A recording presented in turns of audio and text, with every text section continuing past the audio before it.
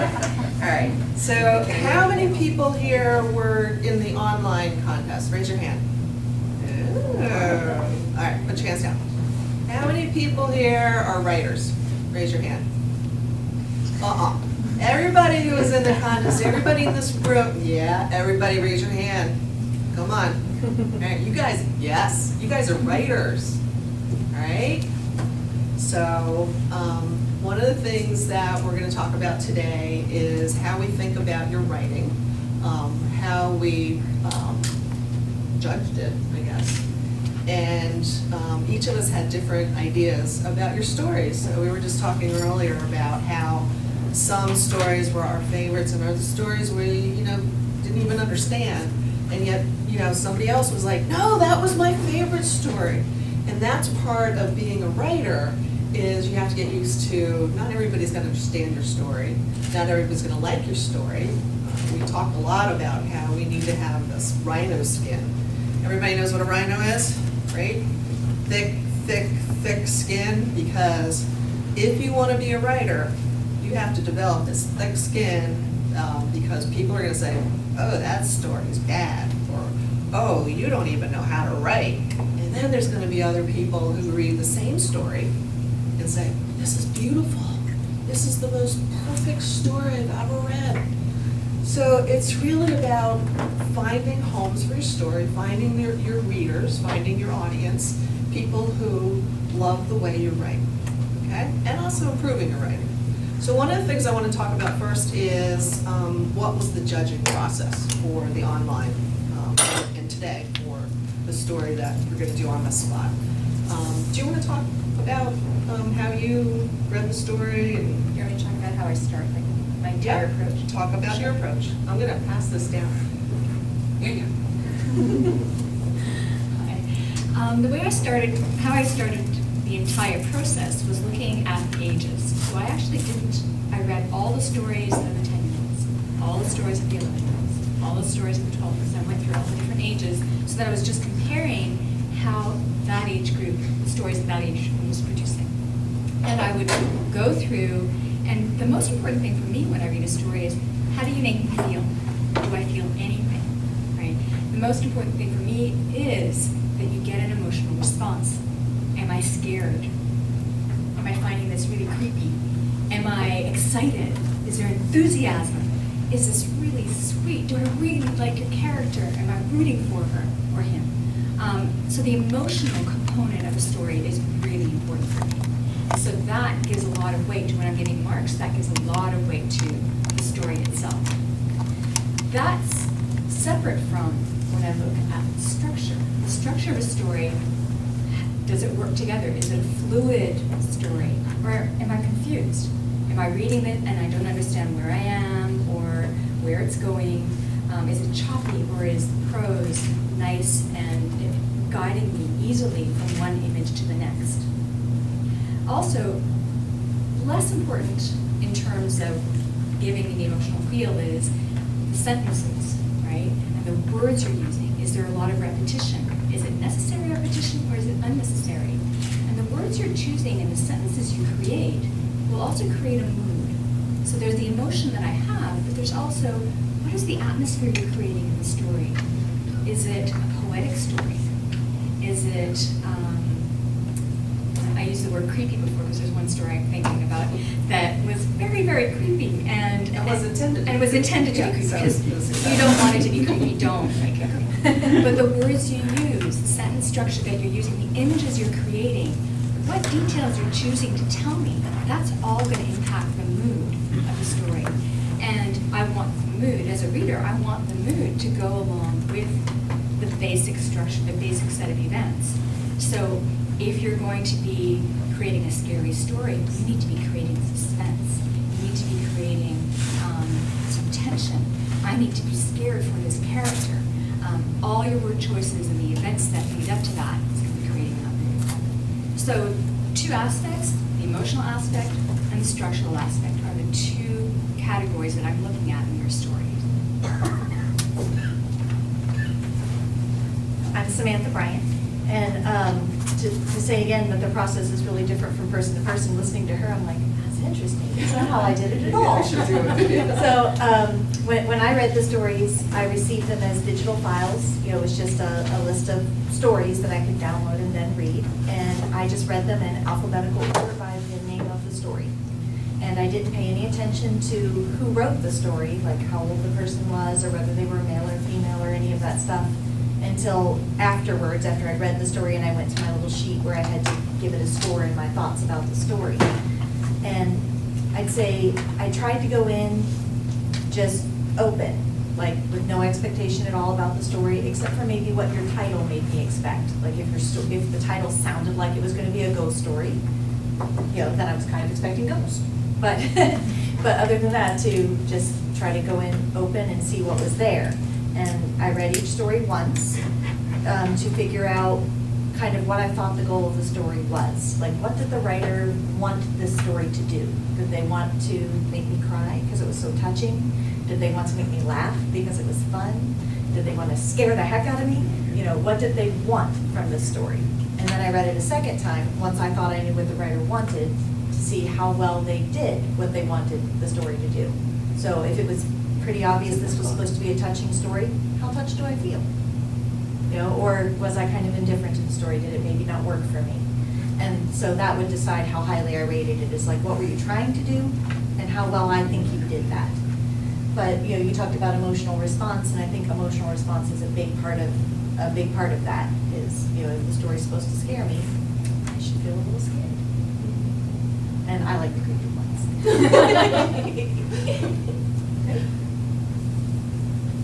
And as far as when I was reading the stories, I always think of reading as being kind of a dream state. You know, I want you to take me on this dream, and don't do anything in the story that's going to take me out of that dream, or I will not be happy with you.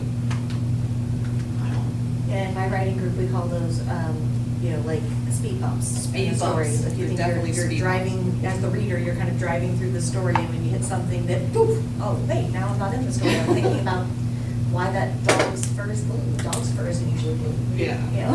Unless it's a world where there's dogs Right. that have blue fur. Right. So, some of the things that took me out of the story, I want to talk about that a little bit, is using words that are really big, that don't really need to be used, and sometimes are not used correctly.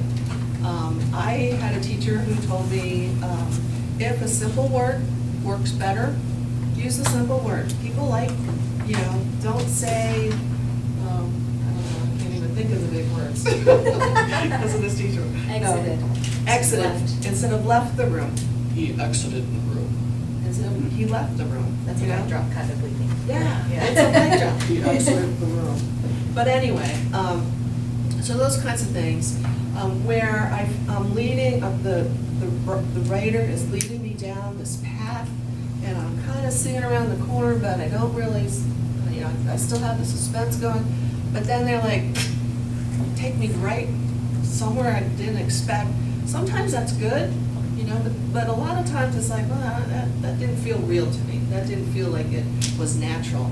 You have to make this dream feel natural. Think about your dreams. How many people dream here? Yeah, they're weird, aren't they? But you just follow along into all of the little details of the dream. So when I read the stories, that was the first thing that I was thinking. Did I follow along? And I think one story I read, I thought, and even wrote in my comments, that I want to read chapter 2, because reading this short story made me want to read the next part of the story, because it just made me think this should be a novel. So you guys were writing very well. You know, you led me down in these dreams. So I looked at all of the stories, ranked them, then I went back and I looked at the age, just like Samantha had mentioned. And if you were younger, I gave you a higher rank, because my expectation of older writers is that they know more, they've read more, and they should be better. So some of the stories that came from the younger writers had really good plots, were very imaginative, and I ranked them high, just so that you know. Let me see, we have a couple questions here. what was the hardest part of judging this contest? For me, it was the range, the age range. We had an age range of 10 to 16. So the stories really varied from the ability, I guess, capability. When you're 10 years, think about playing basketball. You're playing with your 16-year-old brother and you're 10 years old. Who's going to be the better athlete? Well, it depends on your brother. Yeah. Well, I had a brother who wasn't But very athletic. assuming you both have Assuming you basic both have skills. basic skills. Yeah. The 16-year-old, because they've been practicing longer, they know how to shoot hoops, better. That was a hard part of this contest, and I don't know if we'll think about that differently in the years to come, but do you have a hard part judging? For me, the hard part was when I liked the same and trying to distinguish them. And what ended up happening is that a lot of stories that are like the same got the same marks for me, because there was no way of choosing one that was stronger. And I think in the end, what happens is that because the different judges gave different scores, that's what's going to give you a different set of ranks. But there were so many that I really, really enjoyed. I thought I don't actually like one more than the other. And that was the hard part for me. Yeah. I think translating my thoughts and feelings about a story into a number. I'm so not a number person. And so trying to give them a ranking that way. I might have done better to print them all out on paper and stack them from my favorite to my least favorite instead of giving them a rating of 1 to 10. But anytime I do have to rank things by number, I just kind of make up my own system. So I'm like, okay, so a 5 for me means this, and a 6 means this. And so, I just decided what each number meant for me and made it more like it was a list of criteria than a number. And then I can understand it, because no hablo matemáticas. I don't speak math. While you have the microphone, so you're a practicing writer. You have published books, and you're also a teacher. If you had to do it all over again, would you do anything differently in your career? I would probably take myself seriously a little sooner, because I'm a person who's always written. When I was a child and a young woman, I wrote a lot of poetry, I wrote a lot of short stories, I tried to write novels, but I regarded it always as playtime. And I think Because that's you loved it. Yeah, and I think it's important Yeah. to let yourself play. But I also never finished things. I'd start a short story, and I'd get to a point where I felt a little stuck. I wasn't sure what would happen next. And so I just put that short story down and start another one instead about someone else. And so I didn't really finish anything big until I was in my 40s. It's I turned 42 years old and decided, okay, it's time. I got to take this seriously if I'm going to do it. And then I started finishing things. And there's so much you learn by getting all the way to the end of the process. Even if the piece you end up with isn't something you can publish and make money off of or anything like that, just by having completed it once, you learn a lot about how to write. And I wish that I could go back and talk to myself, especially as a young woman, in my 20s, and say, listen, you don't have children yet, you've got time, and you should go ahead and finish things. So, because then, now I'm 46, and I sit here thinking, how am I ever going to get all the stories I want to write written? I've only got I'm going to say I have 50 years left, because I'm being generous with myself. That's not enough years. And I could have started sooner. So I would pick on my younger self for not finishing things and taking myself and my art seriously. How did you love that? I came to writing in a very different direction.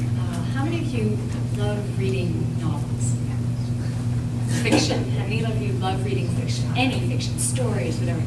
Yes, notice how my hand is not up. That's the me that was when I was your age. I did not read fiction. I was a non-fiction person. I liked science, I liked math, I liked physics, I liked chemistry, I liked biology. That's what I read. I didn't read fiction. And so I think one of the best things you're all doing is reading fiction. If you want to write, the advice I was given was read, write, write, read, write. That is what you need to be doing. I didn't do the reading until I was much older, until I was in my late teens. And that's what I would change. If I could get myself to be reading fiction at a much younger age and doing all that reading, as well as writing, but reading especially, I I think that would have helped me much more than anything else I've just. What would I would do differently? I think it's a combination of, well, it's actually starting earlier. I hear this a lot from, and I know there's a lot of, there are many girls here today, is we don't take ourselves seriously as writers. There's a whole study that was done on women writers, and they would submit stuff for publication and get rejection, and they do it once to a place like a, magazine, and they'd say, oh, they don't like my work, I'm never going to submit there again. So they actually did the study and showed that when men or boys submit it, they'd say, oh, well, they don't know what's good, and they'd go and take that same story and try to get 5 other magazines to publish their story. They had belief in themselves. Yeah, the response to criticism can be really different. Very different. They knew for certain that their writing was good, and they ended up getting things published. And the things that got published often not as good as what the women had written. So, young ladies in this audience today, I want you to take away from today, believe in yourself, believe in your writing, and don't let anyone tell you anything else. Okay? If you want to do this, you need to do this. And I wish I could have had those words sent to me when I was younger. But you want to know the words my dad told me? Just say yes or no. You can say no. Writers are a dime a dozen. Everybody's got to eat. I don't think you want to be a writer. So I waited until I could support myself to really take my writing seriously. So believe in yourself. Okay, let's see what else we got going on here. My favorite authors when I was your age. Has anyone ever heard of Stephen King? Yeah. I like Stephen King. I like Ray Bradbury. I like the science fiction. I read comic books too. I read those comic digest things too. I love those things. But I also read a lot of Stephen King's stories because he was kind of creepy. I like creepy. How about you, Monica? What did you like to read? I know nonfiction. I read nonfiction. What kind of nonfiction? Almost any nonfiction. But in terms of fiction, Ray Bradbury was definitely, sci-fi. I wasn't a classical fan, but I was a Ray Bradbury fan. But really, that's where it ends. I was a nonfiction. Because it had science to it. Very. Okay. So everybody can find something that they like to read. So you just gotta keep looking. I was the same kind of reader as a kid that I am now. I read everything. There's just nothing I'm not curious about. I remember one summer, they were getting ready to move our library, like the library that had been my library as a kid. They were moving to a new building. And the librarian and I were longtime friends. We'd known each other since I was 5. And as she was starting to sort they didn't really have a young adult section then, but they kind of had a section that was aimed at teen readers, which is what I was at the time. And I remember that we just made an arrangement that I would take home a shelf of books every week, and I would read as many of them as I could, and then come back and tell her which one she should keep. Oh, And no. and so I read such huge variety. There were classic novels in there, there were science fiction novels in there, there were romance novels in there were silly little stories about dogs in there. I read everything. And I think that some of my best ideas now as a writer come from the jumble of all this stuff I love Gothic romance novels and comic books, and so and stories about people overcoming the odds and doing something amazing, and so I got quite a mishmash here in my brain now. I can see where your books come from. Oh yeah, yeah. Another writer friend of mine told me that the best ideas come when you take two things that don't really seem to go together and just let them bump up together in your brain, and then what comes out is something amazing. I like that idea. Yeah. I was listening to her so much, I forgot what I wanted to say. Oh, who are your favorite authors now? Well, I read everything that Neil Gaiman writes. Yeah, Neil Gaiman, he's got they're doing a series of one of his novels right now called American Gods, so you may have heard about that one.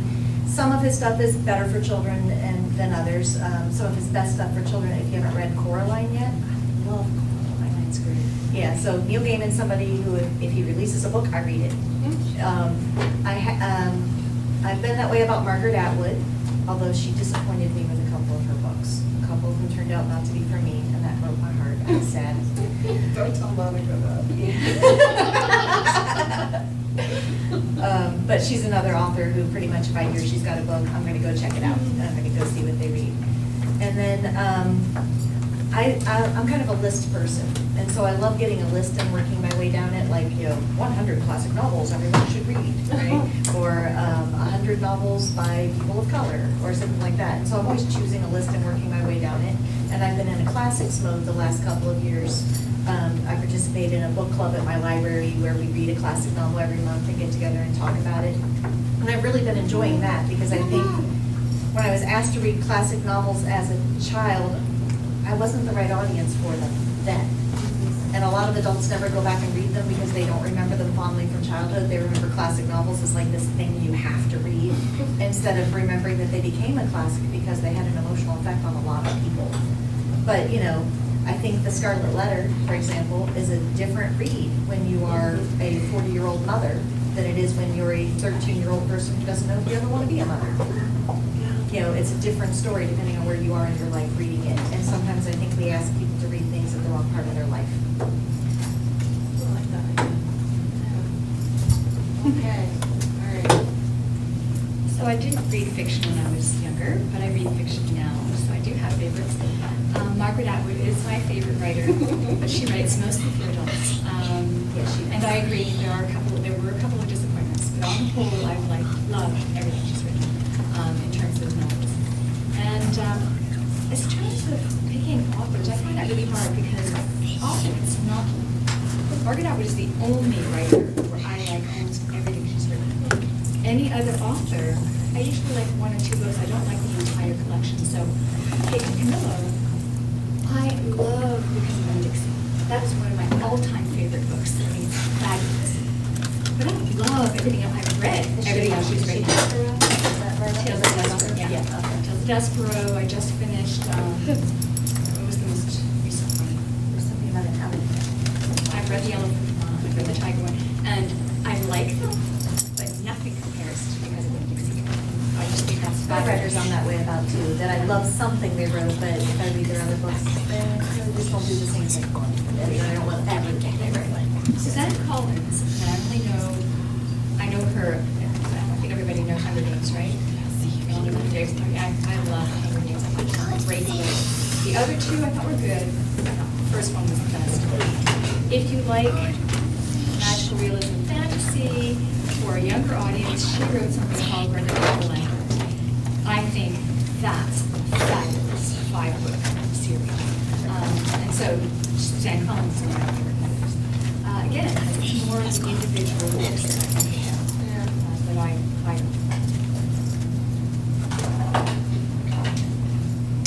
I was wondering if we could take questions from the audience. If you had questions that you'd like to ask the writers up here. There can be questions about, again, more specific questions about how we approach the stories. They don't have to be general, they can be very specific. Well, I didn't take an opportunity to throw it out there. What's the, go ahead.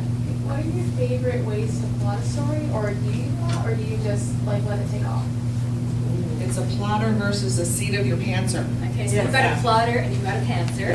You have two people here. And today I'm wearing a skirt, I don't have pants. So you do plot.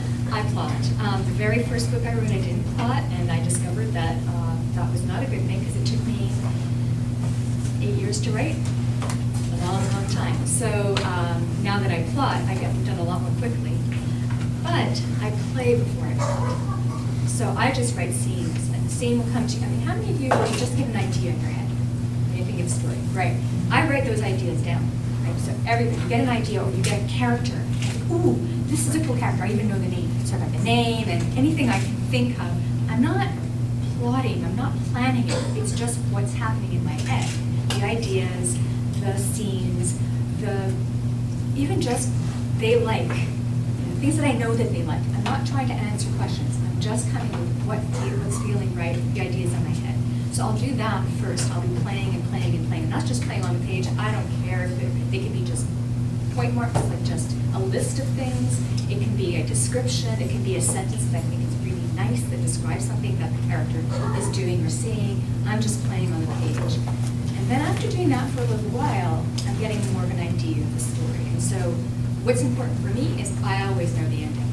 Before I write, I always know the ending. I don't know how I get to the ending, and that's what motivates me to write, is I know where she starts. I was writing about girls. I know where she starts. I know where she ends. I don't know how she gets there, and I want to figure out how she gets there. So that's and I do plot things, what are called plot points. I have about 8 things that I know happen to get me there, but I don't know the details at all before I start writing. And so that's my approach. But I do start plotting, but I start with playing first. See, my entire first draft is plain. Yeah, it's like, okay, I got a spark, whatever it was, right? For me, it's often a what if question. Like for my menopausal superhero series, it was like, what if this time it's not a kid who gets superpowers? What if it's somebody's mom? Right? That's what got me started, and I just started going with that. And then I ended up with moms and grandmothers who ended up with superpowers in my books. So I got my little question, and then I'll just sit down and start writing and see what comes out. I call it like discovery writing. Like I'm writing to discover what the story is, and I just keep going and I just try to follow it, and then I do get to a point where I get stuck, and then I stop writing for a little while and think. I think it's possible that I actually do kind of do a little bit of outline and plotting, but I'm not doing it on paper or on a chart on my wall or anything like some writers do. It's all just in my thinking. And then I have certain friends that I go to talk about my ideas. My husband is great for bouncing ideas off of, and I have a group of writers that I meet with. They're my writing group, my writing friends. And we sit around and talk about our ideas, and having people to kind of talk through ideas and have them say, that's very interesting, or what the heck are you even talking about, Samantha? That makes no sense. Or how I get the idea developed. And I usually don't know how my book ends until after I've written all the way to the end once. And then I get to the end and I'm like, oh, that's where it's going. So then I have to do a lot of work in the second and the third draft, going back. I've done the discovery, and it's all willy-nilly, and there's lots of good stuff in there, and there's lots of stuff that doesn't really belong in this story. And then after I know how it ends, I have to go back and kind of shape the story so that it leads to that ending. Instead of it's like, and then the aliens came. There were never any aliens in the story up till now, but they came anyway. There's another technique that this writer instructor that I had taken a 12-week course from, Mary Carroll Moore. She does sort of the 2 things here. She calls them islands. She'll just write scenes. Okay, she'll write a scene, make that scene complete. And she'll just keep writing scenes. So she calls each of these scenes islands. And then at the end, when she has about 100, 200 scenes, she literally puts them out on the floor. And she goes, oh, that scene. That scene might go well with this scene. So she creates the plot out of these scenes after having written all these things. Sometimes she'll put you might typically think is the end of the story, she'll put that as the beginning of the story. So it's really an interesting strategy that she uses. Did you get your question answered? Yeah. Okay. Thank you. You're welcome. What do you do? I'm kind of a mixture. I'm like a plancer, I guess. Okay. Like I like to plot down different ideas, and then I just go from there and see what happens. So you're a plotter who's open to inspiration. If you get there and something else happens, you're like, hey, I like this idea better. Yes. Yeah. Any other questions that you might have? So what genres or ideas do you typically write? What genres do you write? What kinds of books do you write? I like magical realism. I like, writing stories where everything seems like normal, and then I'll throw something weird in, that the I had this one story published where the moon was chanting gibberish. And the story was about the daughter asking the mother, why is this moon chanting gibberish all the time? And it's just like gibberish, gibberish, gibberish. And my expectation of the reader is that they just enter my world and they believe that, every full moon chants gibberish, and that, you should come to expect that. So that's the kind of stories that I like to write. How about you? I'm working on two completely different types of stories. I'm working on a middle grade fantasy trilogy right now, and that is a portal story. So you start off in a girls' school, and you portal into Olympus. It's a different kind of Olympus from the Olympus that you guys have read about. The gods are all asleep, so it's a very, very different kind of Olympus, except for one goddess. And so I like fantasy. I like reading fantasy. But I really like that portal aspect of the real world in contrast to the fantasy world. And my other favorite type of writing is dystopian. I like dystopian worlds. I like the fact... Do you want to describe what dystopian is? So dystopia basically is when things look good, but really they're not. Somebody tried to The make it Giver. more perfect. The Giver would be a kind of dystopia. All of you have read The Giver, right? So The Giver is a good example of a dystopian. So everything seems fine, but not really. In the end, it's not fine. You can have dystopian worlds where it's after a big apocalypse. So after the world has not completely blown up, but there's a lot of disaster, and then there's a world that comes from it. So often that can be apocalyptic or post-apocalyptic with a combination of dystopia. But the dystopia is things seem okay, but they're really not. There's an undercurrent of something that's very, very wrong in that world. And part of what I like about that is it's usually a critique of our current society. And I enjoy thinking about our society, how our society works, what rules govern how people behave, and what are wrong with those rules. If you took one rule and pushed it to an extreme, what would the world look like then? So playing with those kinds of society rules, I really enjoy reading those kinds of books, but writing them as well. So just like I like to read everything, I like to write everything. So I'm what you call a multi-genre author. My published work is all in superheroes so far. So if you go and look for me on the Amazon bookstore, you're going to see all superhero stuff and a couple of random other short stories. But the other things I'm working on that aren't ready to be published yet, I have a young adult novel about a girl who's very into science and decides that witchcraft is just another kind of science. It's called Rat Jones and the Cross Zombies. So that's, you can look for that in a few years when I finish that one. And I'm working on, I got invited to participate with a group of writers to try to write something called a young adult post-apocalyptic romance. None of these are things I've written a lot of, so I'm very excited about the idea of exploring all these different things. I have an historical fiction trilogy that I've written 1.5 books of and need to finish. And I'd say that the thing that all of my writing so far seems to have in common is that it's about women, women from the age of 8 till death, I guess. That there's this thing they talk about among writers called the Bechdel Test, which is the idea that your book is good for women if there's more than one female character in it, and they talk to each other during the story about something that isn't a bully, right? That's considered a test to put the story under to see if it is good for women. Yeah. And I always say that my books would fail a reverse Bechdel test because I don't write that many men, and the men are in the story to support the women. So they only get to talk about us. But that's the thing they all have in common, is that everything I write ends up being pretty woman-focused. So, just to close up, I just want to ask all of the judges, what advice would you give to these beautiful, exciting young writers before us? What would you tell them to do? There's 5 things. What 5 things would you tell them to do? Well, we've already said a couple of them. I'd say read like crazy, because there's nothing to teach you about writing like reading. Seeing how it's been done by other people and as you read, I'd say read like a writer, meaning don't just read it and let it wash over you, but look at, if that story really made you feel something, try to figure out what the writer did. What did they do that made you feel that? Was it, something about the way they do their characters? Was it something about the order that they tell you things in and what they don't tell you? Try to read like a writer and figure out what the books that you like do.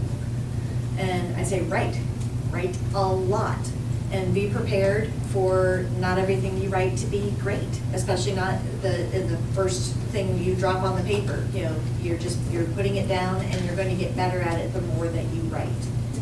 And I'd say talk to other writers, find other people who are in your tribe, other people who like the same kinds of things that you do and are creative people trying to make things, because spending time with other creative people will feed your own creativity. And I'd say the last one is not to be too hard on yourself, and also not to be too easy on yourself, right? You don't take every criticism to mean that you're terrible and you give up, but also don't think that everything you do is so perfect it can't be improved, right? There's a balance in there of holding yourself to a high standard, but not so high a standard that you knock yourself down. I agree with everything she said. I'm going to add a little bit. And I actually want to emphasize the first draft issue.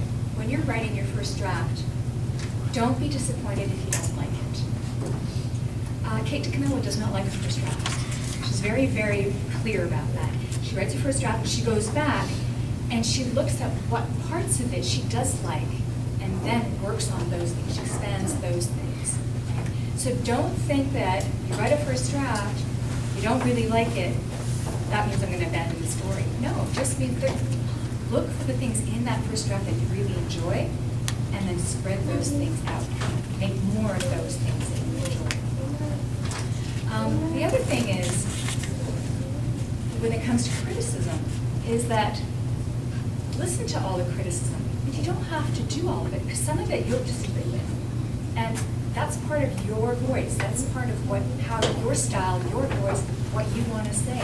Just because one other person says they don't like this or they think it should go this way doesn't mean you have to incorporate that in your story. Now, if all 10 of people in your class, in your group, are saying exactly the same thing, then maybe you should pay a bit of attention to all 10. But not everything people say is going to be Spark incorporated over here. Would you provide feedback for our stories? Would you give us feedback after you read our stories? Yeah, we did provide some feedback. We should be You're going to be getting. consolidating all of it, Yes. and then every Yeah. story will get a feedback. So you will be getting some feedback on your stories. Okay. See, yeah. My daughter is 23. We were out to dinner last night. She was talking about, she just started a new job. She was talking about a woman that she works with, another new employee. And she talked about her as someone who's not really catching on quickly. She wasn't bashing her or anything. And she looked across the table and she said, every time we get off the elevator, she goes the wrong way. Every time. And in that one sentence, it's very rich, it's very telling about that other woman's personality, that other one's capability. And it's not saying right out, she's stupid. She's just saying every time we get off the elevator, she turns the wrong way. So what I would advise all of you to do is pay attention, look around, notice things. She does a lot of this too, but I would suggest, not always looking at your phone. Look at how people talk to each other. Hear the tones of conversation. Actually listen to conversations that are next to you at the other table. You're going to get them in trouble telling them to be nosy. It's not nosy, it's curious about your world. It is. Be curious about your world, and when you notice something that's interesting, like I told her, honey, I'm using that line in a story. I'm sorry, but that is such a good observation. Every time you make an observation like that, write it down. Just keep a running notebook about. My mother was in the hospital last summer, and there was this woman who came in every day to clean her hospital room. And every day, she had a different color ribbon, and it was a big ribbon. And this woman also had this splash of pink in her dark hair. And she had the chirpiest voice, and she was the nicest woman, and she did her job. And I wrote all this down because my mom was sleeping at the time. But everybody who came in, I would just notice like something about their mannerism, their characteristics, something that I just found really interesting. I think people watching is a great writer's skill. People watching, great writer skill. You learn a lot about your world. And it'll help your writing, because instead of just saying he was angry, you can describe how we can tell he's angry. You know, it's something about the way his face looks, or the things he says or doesn't say, or what his body is doing. So you can show us that he's angry instead of just saying he was angry. When I get angry, the tip of this ear, only this ear, turns bright red. My husband realized that You have to get a early haircut on. that covers your ear. I used to have long hair. So it's hard sometimes when, this ear turns really, really red. Honey, what's the matter? So notice those things. Notice those different mannerisms, different peculiarities. Is that, that's the Yes, word. it's difficult to say, but a good word. Yes, it is. That's where, I should take my own advice and not use a long word and just say the different strange things about people. But if anyone else has any other questions, otherwise I think we're done with the discussion. Thank you. Thanks for listening to us. Thank you very much. That was great discussion, and